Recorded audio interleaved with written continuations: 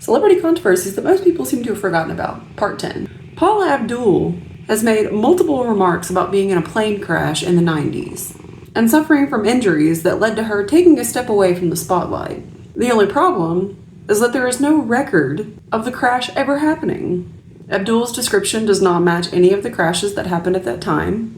And while it is possible that it was just not reported and the wreckage was never found, that would mean that Abdul and the other passengers that were on the plane just left the burned out plane in a field and never reported it.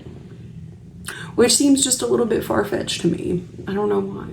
A woman that was hired by Steven Seagal as a personal assistant claims that Seagal held her captive and sexually assaulted her at least 3 separate times. Seagal allegedly prevented her from leaving the home, but she was eventually able to escape days later by cab. And allegedly, when she ran out to said cab, Seagal was only a few feet behind her, shining a flashlight with a gun attached to it.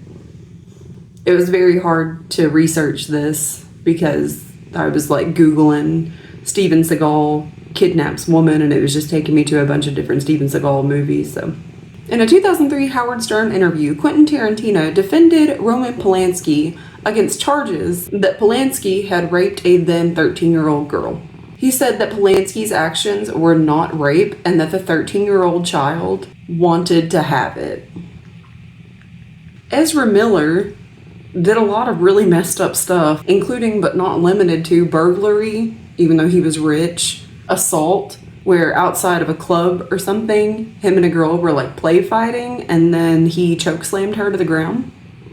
But, in my opinion, the worst thing that Ezra Miller has been accused of doing is grooming a 12-year-old child after taking an immediate and apparently innocent liking to the child. The parents stated that Ezra Miller drugged their child over the years and also displayed cult-like, psychologically manipulative, and controlling behavior. Ezra Miller states that he is currently undergoing therapy due to some out-of-control mental issues.